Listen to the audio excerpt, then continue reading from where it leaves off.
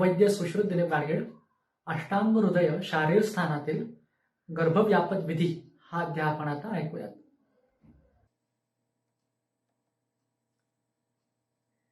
अष्टांगहृदये शारीरस्थानं द्वितीयोऽध्यायः. अथातो गर्भव्यापदं शारीरं व्याख्यास्यामः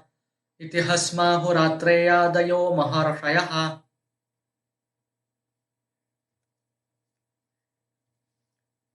गर्भिण्यः परिहार्याणां सेवया रोगतोऽथवा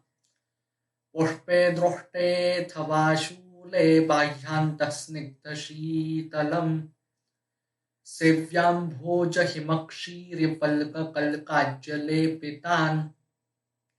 धारयेद्यो निबस्तिभ्यामार्द्रार्द्रान् पिचुनक्तकान्.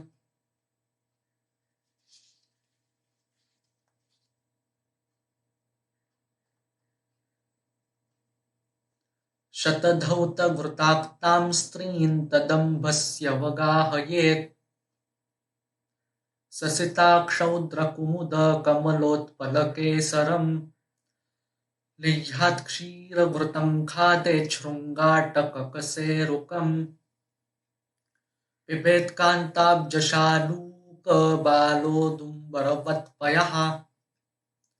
श्रुतेन शालिकाकोलीद्विबला मधुकेक्षुभिः पयसा रक्तशाल्यन्नमद्यात् स मधुशर्करम् रसैर्वाजाङ्गलैः शुद्धिवर्जै चास्रोक्तमाचरेत्.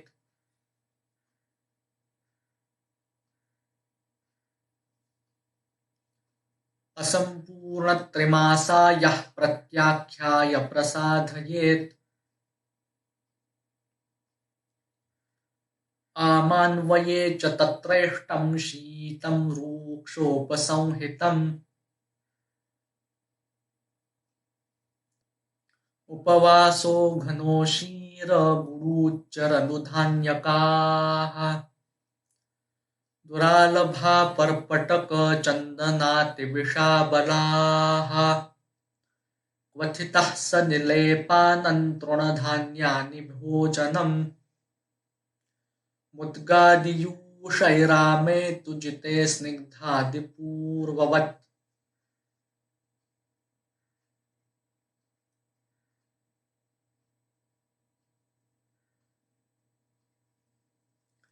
गर्भे निपतिते तीक्ष्णं मद्यं सामर्थ्यतः पिबेत्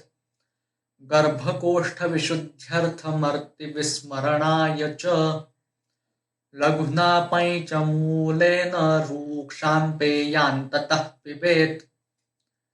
पेयाममद्यपाकल्के साधितां पैचकौलिके बिल्वादिपैचकक्वाथे तिलोद्दालकतण्डुलैः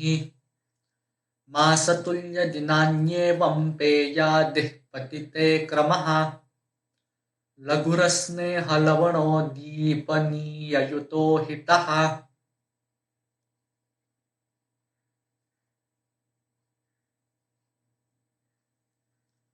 दोषधातुपरिक्लेदशोषार्थं विधिरित्ययम् स्नेहान्नबस्तयश्चोर्ध्वं बल्यदीपनजीवनाः.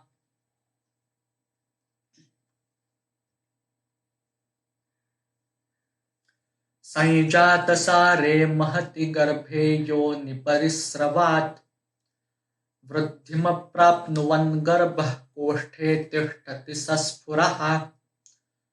उपविष्टकमाहुस्तं वर्धते तेन नोदरम्.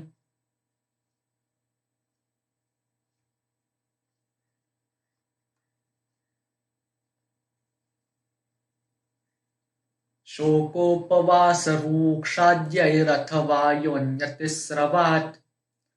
वाते क्रुद्धे कृशः शुष्येद्गर्भो नागोदरन्तु तम् उदरं वृद्धमप्यत्र हीयते स्फुरणैचिरात्.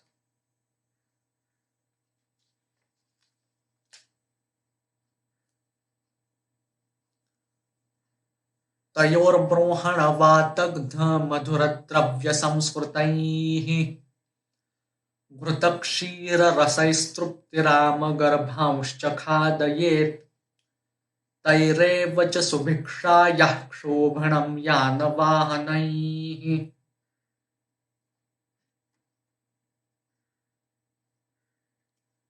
लीनाख्ये निस्फुरेष्येन गोमत्स्योत्क्रोशबर्हिजाः रसा बहुघृता देया माशमूलकजा अपि बालबिल्वन्तिलान्माशान् सक्तूंश्च पयसा पिबेत् समेद्यमांसं मधुवाकट्यभ्यङ्गै च शीलयेत्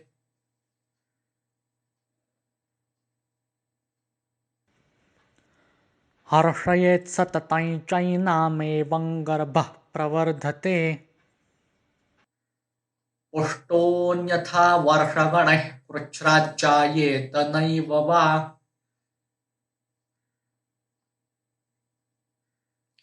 उदावर्तन्तु गर्भिण्यः स्नेहैराशुतरैर्जयेत् योग्यैश्च बस्तिभिर्हन्यात् सगर्भां स हि गर्भिणीम् गर्भेति दोषोपचयादपथ्यैर्दैवतोऽपि वा मृतेऽन्तरुदरं शीतं स्तब्धं भृशव्यथम् गर्भास्पन्दो भ्रमतृष्णा कृच्छ्रातुच्छ्वसनं क्लमः अरतिस्रस्तनेत्रत्वमावीनामसमुद्भवः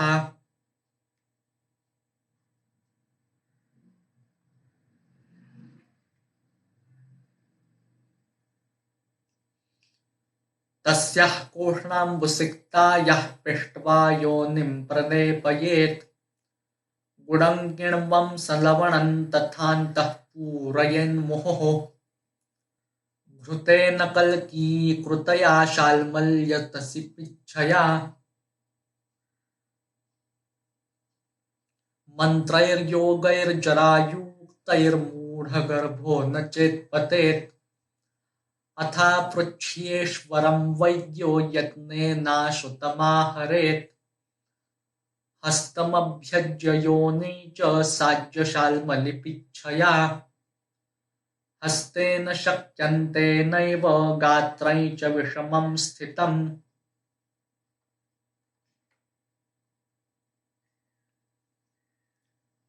ऐच्छनोत्पीडसम्पीडविक्षेपोत्क्षेपणादिभिः आनुलोम्य समाकर्षेद् योनिं प्रत्यार्जवागतम्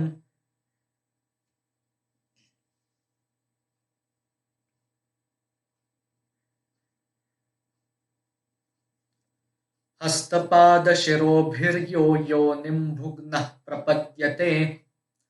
पादेन योनिमेकेन भुग्नोऽन्येन उदञ्च यः विष्कम्भौ नाम तौ मूढौ शस्त्रधारणमर्हतः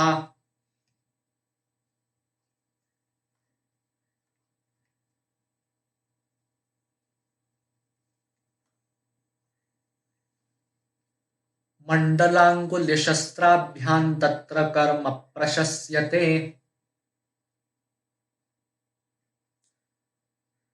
वृद्धिपत्रं हि तीक्ष्णाग्रन्न योनावचारयेत्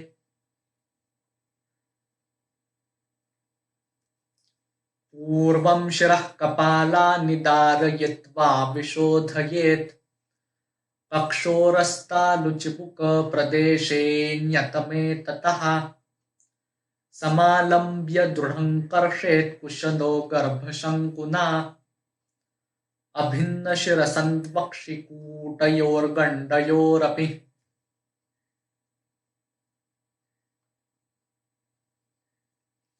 बाहुञ्छित्वांससक्तस्य वाताद्मातोदरस्य तु विदार्य कोष्ठमन्त्राणि बहिर्वासन्निरस्य च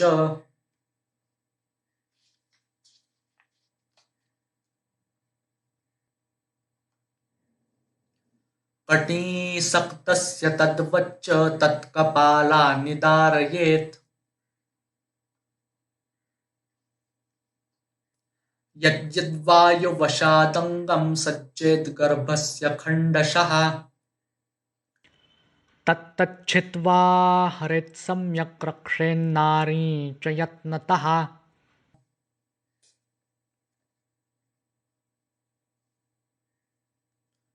गर्भस्य हि गतिं चित्रां करोति विगुणोऽनिलः तत्रानल्पमतिस्तस्मादवस्थापेक्षमाचरेत्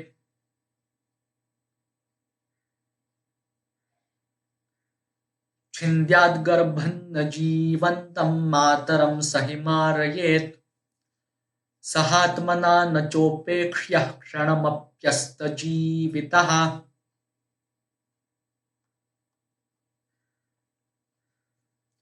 योनिसंवरणभ्रंशमक्कलश्वासपीडिताम् पूत्युद्गारां हिमाङ्गीं च मूढगर्भां परित्यजेत्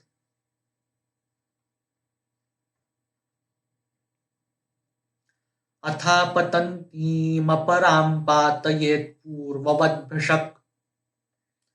एवं निर्हृतशल्यान्तो सेच्यदुष्णेन वारिणा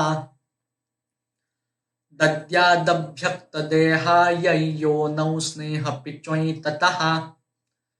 योनिर्मृदुर्भवेत्तेन शूलै चास्याः प्रशाम्यति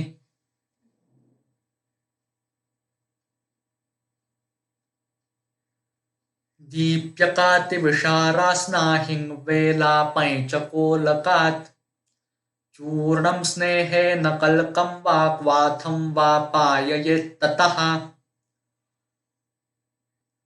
कटुकातिविषापाठा शाकत्वग्हिङ्गुतेजिनीः तद्वच्च दोषस्यन्दार्थं वेदनोपशमाय च त्रिरात्रमेवं सप्ताहं स्नेहमेव ततः पिबेत् सायं पिबेदरिष्टं च तथा सुकृतमासवम् शिरीषककुभक्वाथ पिचून् योनौ विनिक्षिपेत् उपद्रवाश्च येऽन्ये स्युस्तान् यथा स्वमुपाचरेत्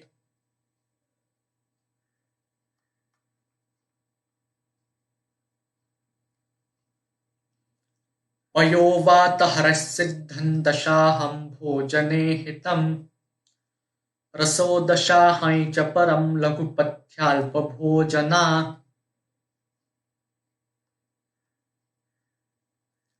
स्वेदाभ्यङ्गपरा स्नेहान् बलातैलादिकान् भजेत् ऊर्ध्वं चतुर्भ्यो मासेभ्यः साक्रमेण सुखानि च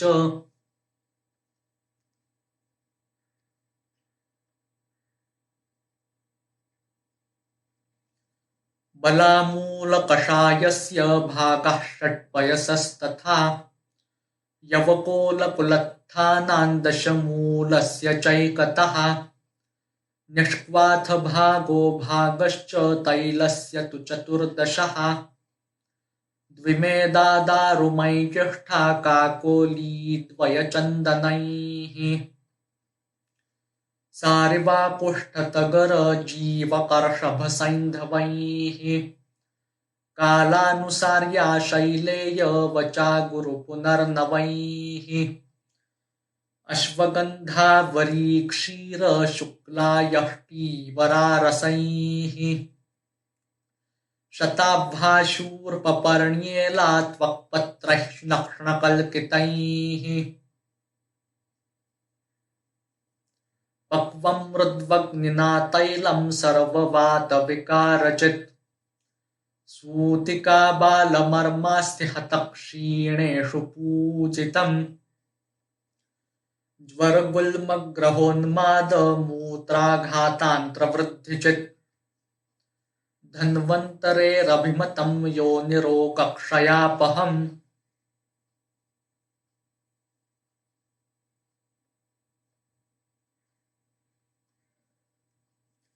बस्तिद्वारे विपन्नायाः कुक्षिः प्रस्पन्दते यदि जन्मकाले ततः शीघ्रं पाटयित्वोद्धरेच्छिशुम्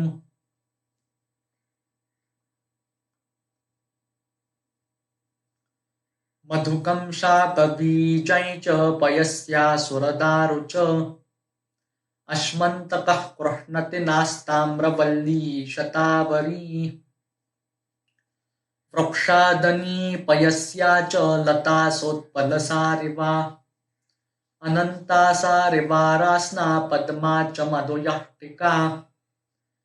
बृहती द्वयकाश्मर्य क्षीरिशुङ्गत्वचाकृतम् पृष्णिपर्णी बलाशिग्रुष्पदंष्ट्रा मधुपर्णिका शृङ्गाटकं विसन्द्राक्षाकसेरुमधुकं सिता सप्तैतान् पयसा योगानर्धश्लोकसमापनान् क्रमात् सप्तसु मासेषु गर्भे स्रवति योजयेत्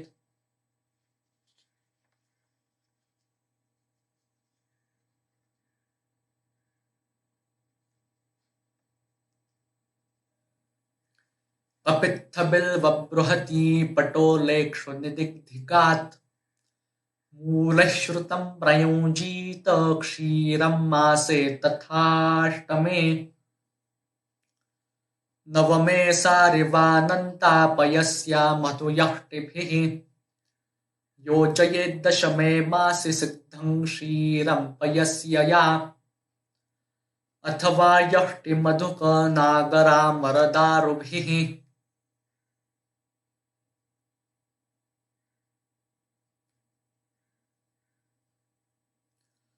अवस्थितं लोहितमङ्गनाया वातेन गर्भं ब्रुवतेन भिज्ञाः गर्भाकृतित्वात् कटुकोष्णतीक्ष्णैः श्रुते पुनः केवल एव रक्ते गर्भै जडाभूतहृतं वदन्ति मूर्तेर्न तृष्टं हरणं यतस्तैः ओजोषणत्वादथवा व्यवस्थैर्भूतैरुपेक्ष्येत न गर्भमाता इति शारीरस्थाने द्वितीयोऽध्यायः।